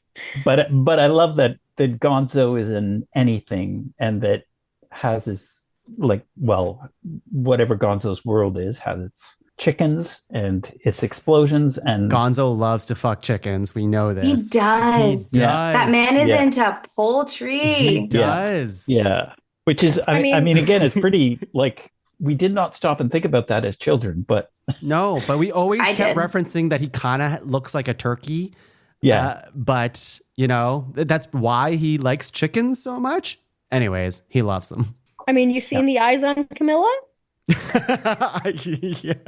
Talk about a power couple. That's what I'm saying. Top 5 Muppet power couples. Yeah. So I would say Gonzo if we're going back and forth between Cookie Monster and Gonzo, I would go Gonzo. I too. And I don't think it has to be one of those three. Like for me, the blue crew. Someone from the blue crew needs to be there. I think we keep Gonzo and Cookie Monster. In the blue crew, the blue plus crew, like if we consider Fozzie Bear, Gonzo, Grover, Cookie Monster, Gonzo, Cookie Monster are like the top of that grouping to me. Okay, let's talk about Piggy, Kermit. I feel like in my world, both of them I could see them on this list, but I feel like maybe only one of them could make the list. But they both they are quintessential Muppets in my head. I know Fozzie Bear is a side character, but so am I in my life. And I think that like without those two, the Muppet Show doesn't work as well. Kermit's the lead. Like Kermit is the lead. It's his comedy troupe, right? It is. And Miss Piggy has that, I don't know, she adds like the sense of attitude that the other Muppets don't have. And she can reel in the Muppets and become the second leader whenever Kermit has his, like, whenever he's in his feels and stuff like that. And when Kermit gets, like, depressed and he has to go on, like, a walk or something like that, Miss Piggy always steps up. So, like, I always appreciate that about her character, too. So what are we thinking? Does Kermit or Miss Piggy belong on this list? I think at least one of them should. Yeah, I think Kermit for sure. Because as you say, that's the center of the universe for me. And everything that's in other characters are in Kermit, you know, the chaos, the planning, the strength, you know, like it's all, Kermit is our every frog. He gives the speech in every movie. It doesn't necessarily make him interesting, right? Because he has to be that person all the time. But I yeah, think he's more interesting than a lot of lead characters in shows because he shows this, like, I say humanity, but he's a frog, but like he shows like this vulnerability that other leads don't. Like he's not always right. He's just trying his best, which is what we're all trying to do in life. And I think that's really cool to see in a show like the Muppets, right? Like he's trying to keep the show together, the family together, and just, do it with a smile whenever he can. Yeah, he's Daddy Muppet. He's Daddy Muppet. I think Kermit belongs on this list. Muppet. Yeah. Can we put Kermit on this list? Let's do it. I'd like to. Yeah. All right, Lock him in. let's lock Kermit onto the list. Okay. You guys sold me. Kermit, Bert and Ernie, Electric Mayhem, Gonzo's very close. Cookie Monster might be very close too. I feel as though I'm an uphill battle with Fozzie Bear, Waka Waka. Okay, in the 2011 movie, there's a great bit where the Muppets are trying to take over the Muppets name, and they have like a stand-in Fozzie Bear who looks like a gangster. He has like a toque and he has like I think it's like a basketball jersey or whatever. And they're like, yeah, this is the guy who's gonna replace you. And he looks like Fozzie Bear with more attitude. And that bear goes, Waka Waka. And I think it's one of the funniest jokes in the whole thing. It's a good bit. Yeah. It's just like, the Muppets are so funny. Oh my Miss God. Poogie. Miss Poogie, it's so fucking funny. But yeah, Fozzie Bear is number one in my heart, and I want people to know this. But in the interest of time and the interest of knowing when to lose, I feel as though the real fight is Piggy, Gonzo, Cookie Monster, and then the rest are like, I think we need to pick two of those. And then like, I don't know where Big Bird is standing right now, but it sounds like there might not be the support for Big Bird right now. It feels like Big Bird's kind of fallen off the list, and like that's fine. He doesn't have to be everybody's bird, but he is my bird. Yeah. That's fair. Okay, that's the fight. Piggy, Gonzo, Cookie Monster. Two of them need to make the list. Sorry, Fozzie. My vote for those two are Gonzo and Cookie Monster, 100%.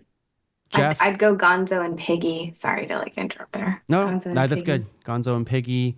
Jeff? This is difficult. I think Gonzo needs to be on the list. For me, it's between Miss Piggy and Cookie Monster. Should I break out the Miss Piggy impersonation right now? If any time is the time, now is the time. I can't do it under pressure. All I can do is Kirby. You want us to close our eyes and look away? Or Kissy, Jeff. Kissy, Jeff. Don't you want me on the list? Don't you want more?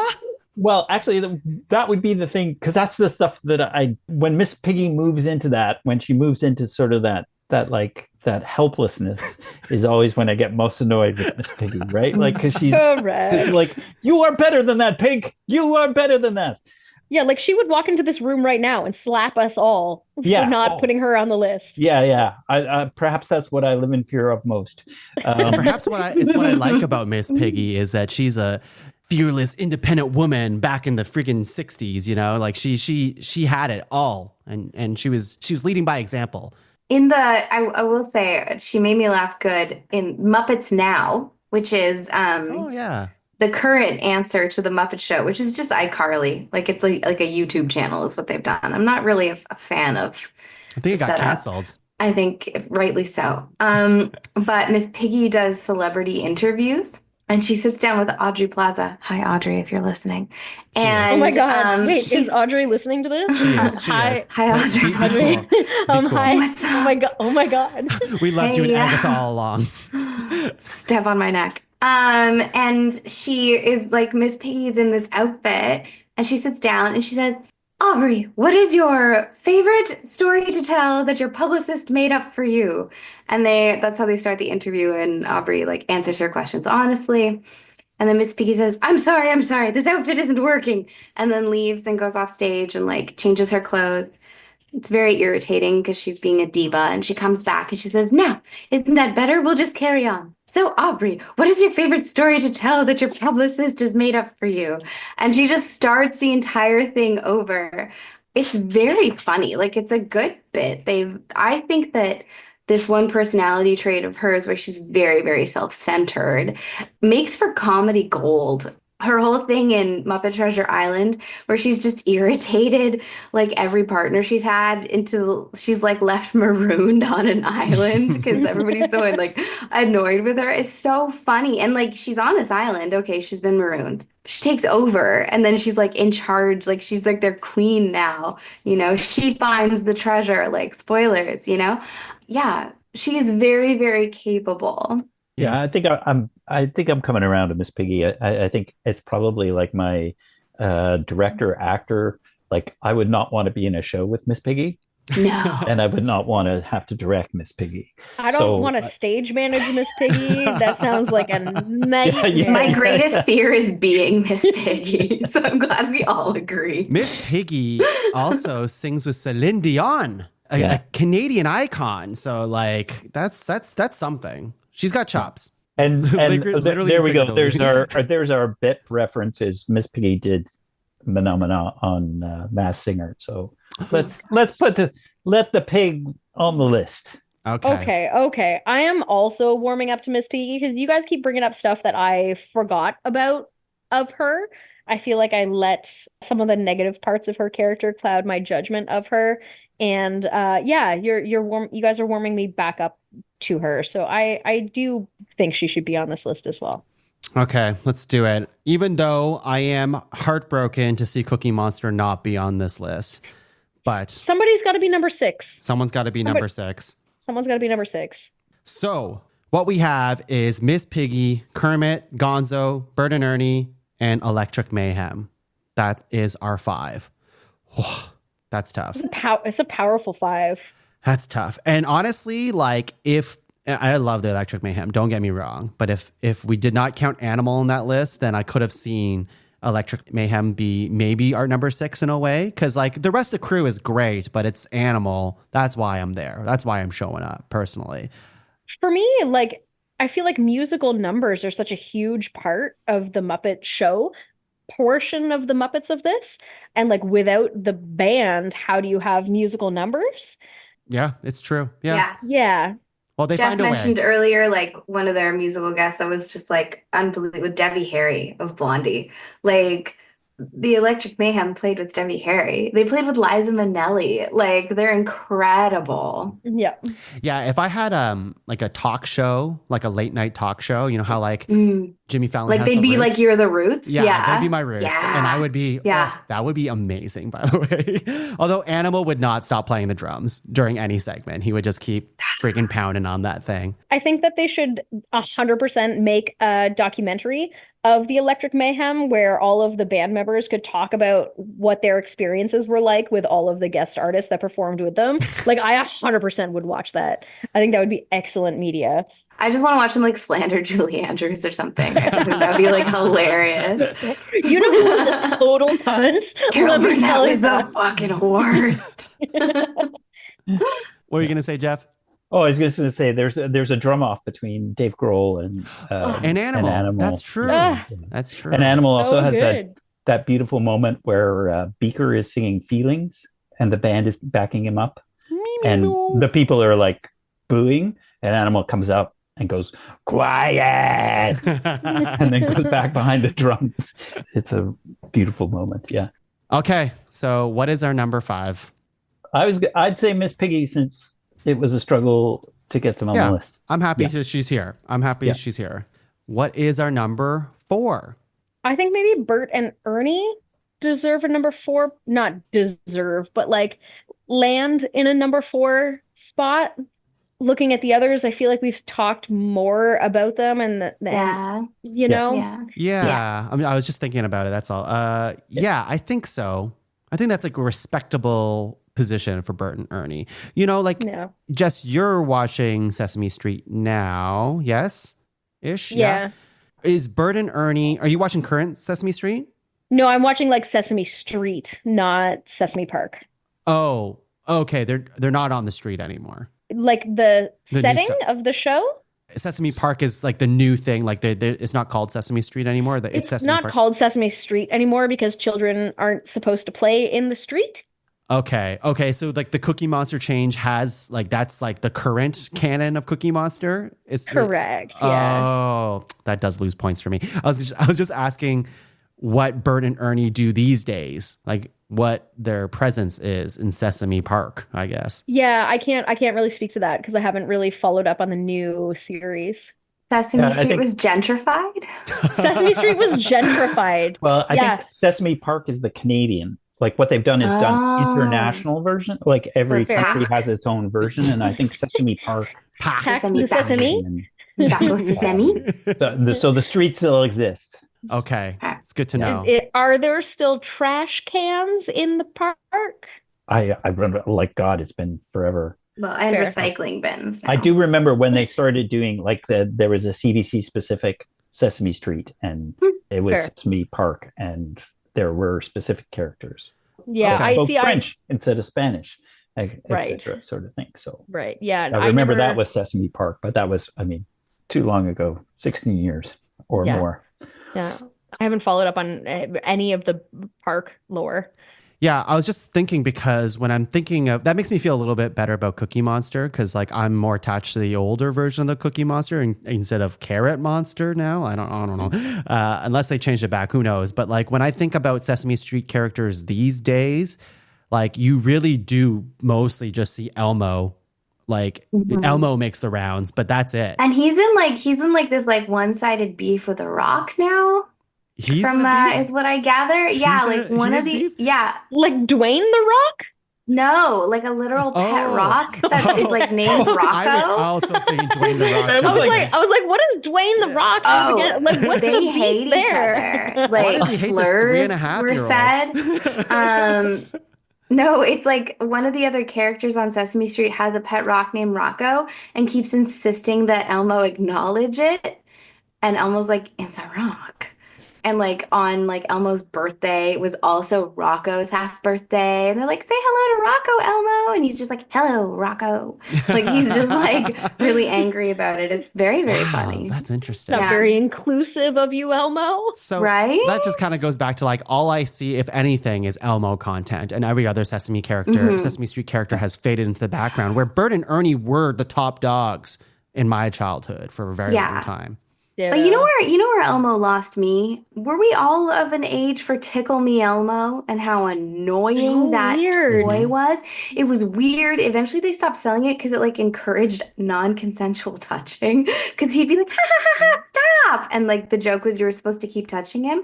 No one wants to get tickled. In general. Yeah. Like, I mean, unless they do. Yeah.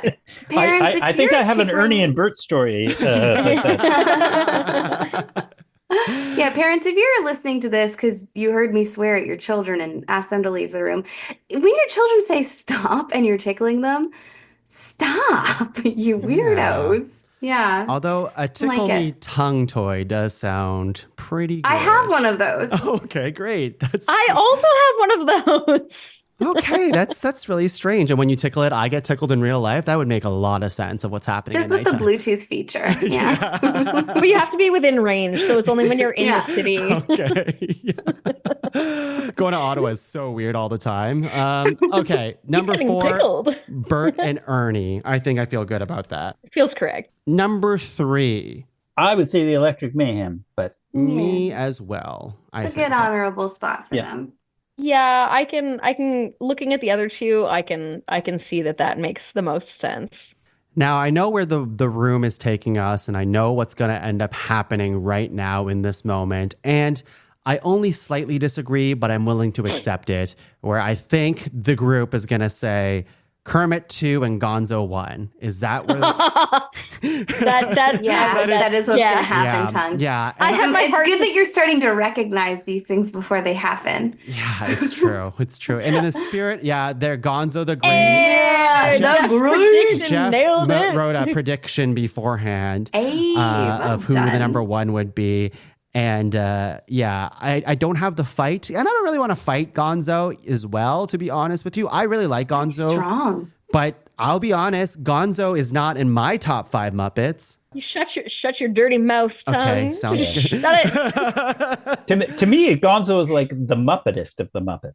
Like Gonzo is very Muppety. The eyes that go in different directions, has that beautiful nose. Mm-hmm. You know, like there's adventures, there's chaos, there's music, there's I think everything. Gonzo's really good at playing certain characters, like especially like in Muppet Christmas Carol or like Haunted Mansion, like but Muppets from Space, which I didn't mind as much as other people, to be honest with you, but that was his feature movie. Like that was a Gonzo movie, and I just don't think I mean, whatever. I'm alone in this. I just think there's some other characters that are a little bit more interesting than Gonzo, but I can see why he has so much range compared to a lot of characters that are more bit characters, which is why I understand why he's placed in these more central roles, is because you can do more story with a character like that compared to like your Waldorf and your Statler and stuff like that. So yeah, he's the straight man with special skills. Like he's because nowadays it's Walter, which is the character from the Muppet 2011, who's your straight man.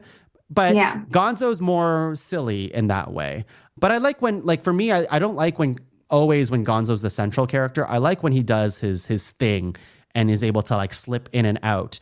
And there has to be a correct use or amount of Gonzo in a movie for me to be like happy about it. If Gonzo wasn't in the movie, I of course would be mad. But anyways. Yeah. The Muppet Christmas Carol is like other than Michael Caine singing is an amazing it is an amazing thing, and the Rizzo Gonzo relationship is just like, why didn't Gonzo get an Academy Award nomination for that? Thank you. Yeah. Every time there are some local actors who do like one-man Christmas carols every year, and I'm like, not enough Muppet. Yeah. Also, on the Disney Plus version, they cut out Michael Caine singing. Just cut that scene. They did? It's just gone. Now, did they do that or did Michael Caine do that? You know what? I bet. Yeah. Gonzo did it. To me, Gonzo is the Muppet where like Kermit is overwhelmed, like shit's gone crazy on the show. Kermit's got to go deal with stuff. He's just like, Gonzo, get on there. You can handle this. And Gonzo's like, oh yeah, no problem. I've got like 15 skits in my pocket. Like, yeah. Like Kermit's got to the point in his career where he would like a princess track, right? Like he wants to go in, he wants to be Bob Cratchit, not in every scene. And Gonzo's like, yeah, I'll Dickens it up for you. No problem. Exactly. 100%. Yeah. And Gonzo's willing to try new things. Like he's willing to like kind of like wrangle bulls on stage for the first time ever. Or he'll do like a bit where he's like spinning like a bowling or a cannonball or like a bowling ball in his arm, and it just won't stop spinning until like the correct moment happens, I guess. That takes a lot of strength. Like he's strong too. He is strong. I shouldn't poo-poo Gonzo. He's just not he doesn't make me laugh as much as some other characters, but that's okay. I think he has more range than a lot of laugh. He's on like the Andy Kaufman level of comedy. Like that's it's not the haha comedy. It's like do something that will pay off 3 years later.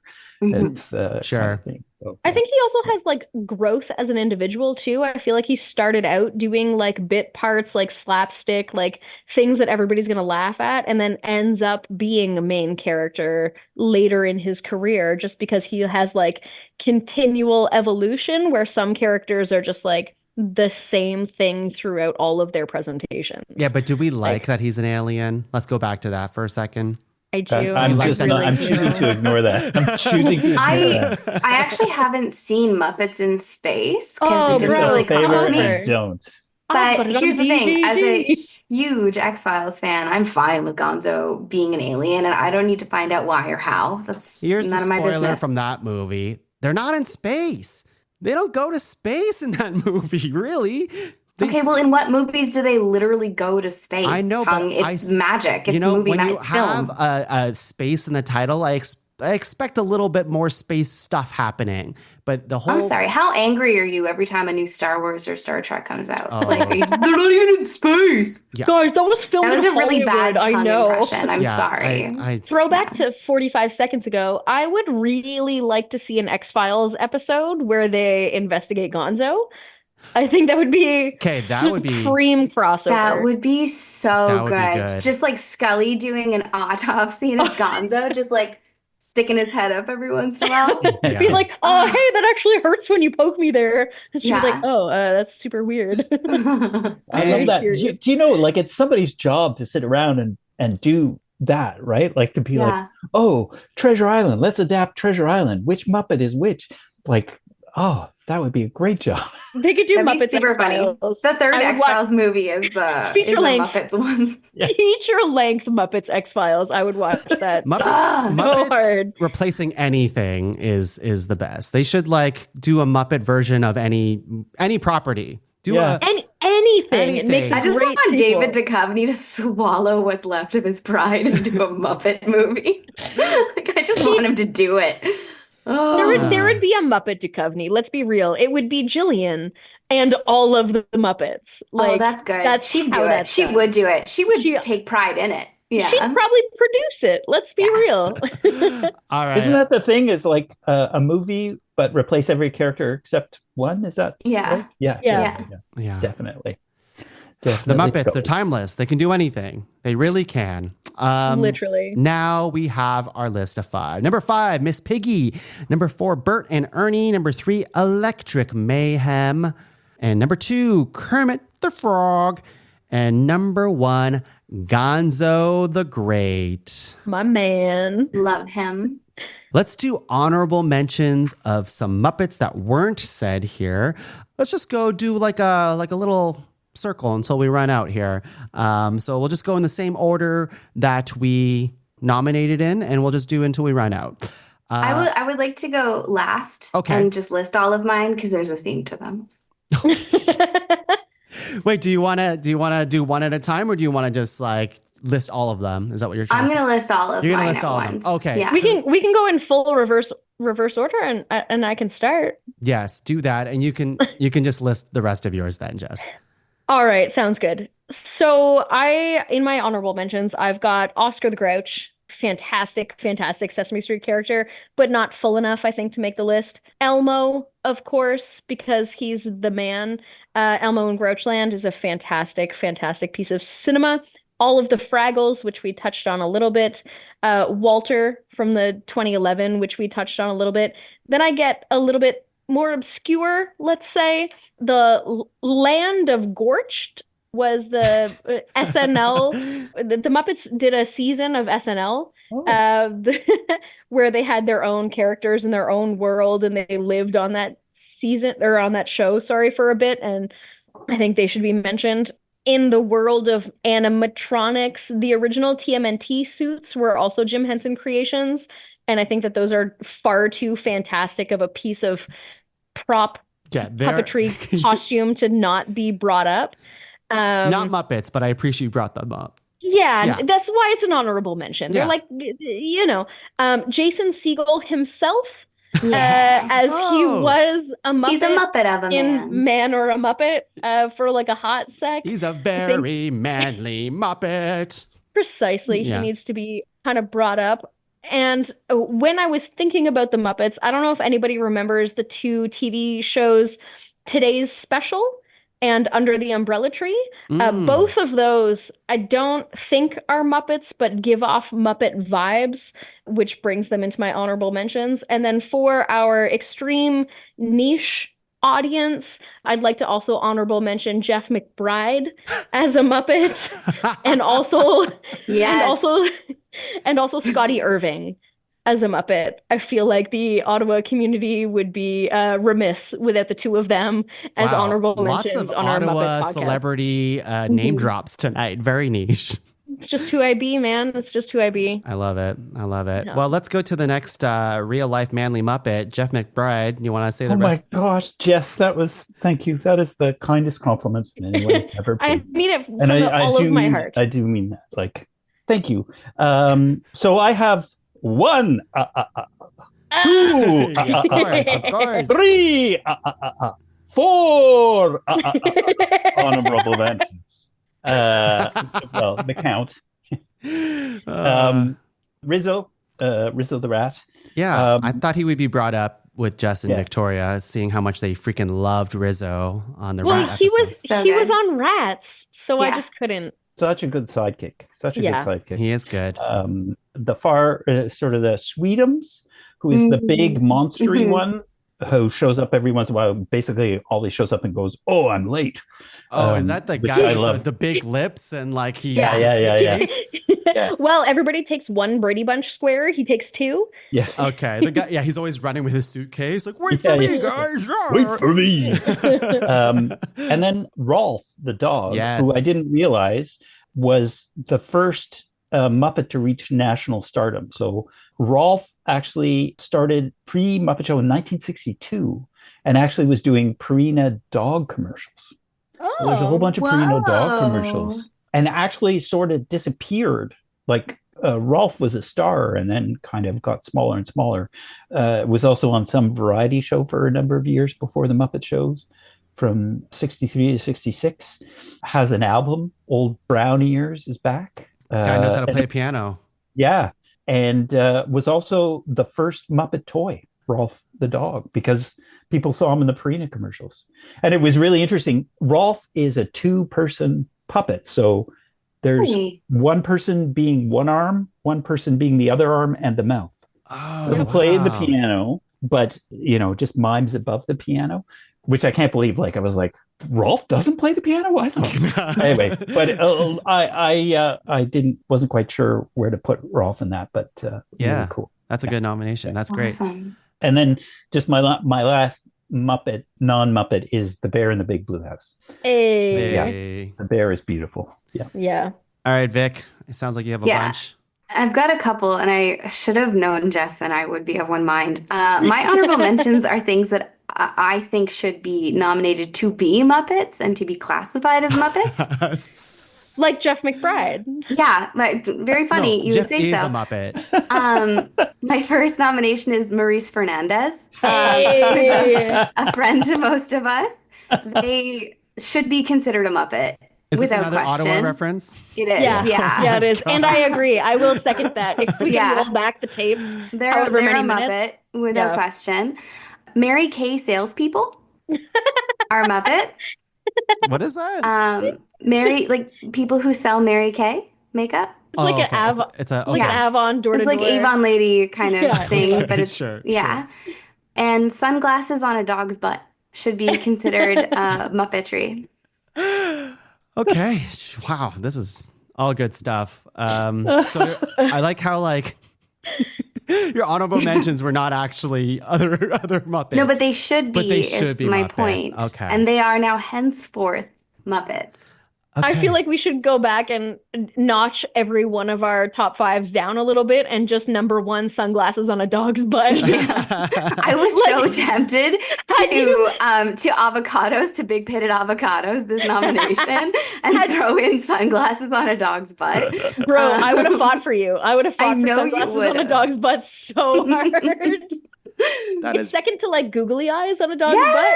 But they have to have one of those stub tails for googly eyes. No, because then they're snuffleupagus if they have a long tail. Can someone that's make just this it. puppet or Muppet? Someone can do this. Yeah, give me a sec. This Hold seems on. like a thing that can happen.